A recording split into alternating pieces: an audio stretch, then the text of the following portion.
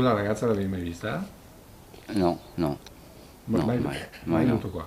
No, lui era sempre qua solo a casa. Vanessa Ballan non ha mai frequentato l'abitazione di Bujar Fandai, il 41enne kosovaro con cui ha avuto una relazione dal novembre 2021 all'agosto scorso. Una storia che non sarebbe mai entrata in questa casa di via Lovigioni a San Vito di Altivole, dove l'uomo viveva da solo. Com'era questo vicino di casa? Era gentile con la gente, non ha mai avuto problemi. E, Lui vive qua da quanto tempo? non so, da quando io mi sono trasferito qua, lui era già qua.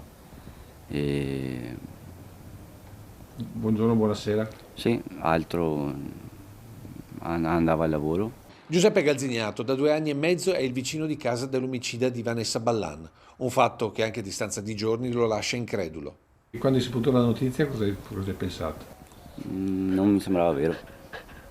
Una persona così tranquilla? Sì, una persona così tranquilla non pensi che faccia delle cose così particolari. Perché Bujar Fandai era tutt'altro che un lupo solitario. Una persona solitaria?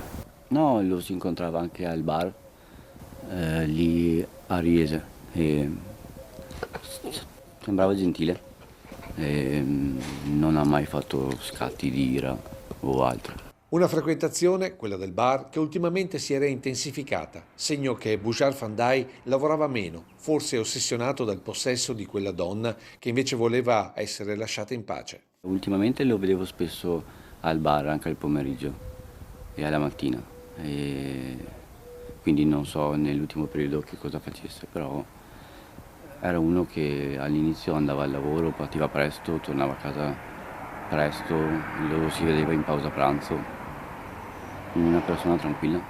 Comunque qui sì, mai dato problemi di nessun tipo. No, mai, no, perché praticamente era sempre o al lavoro o alla sera magari era a casa, però non dava fastidio.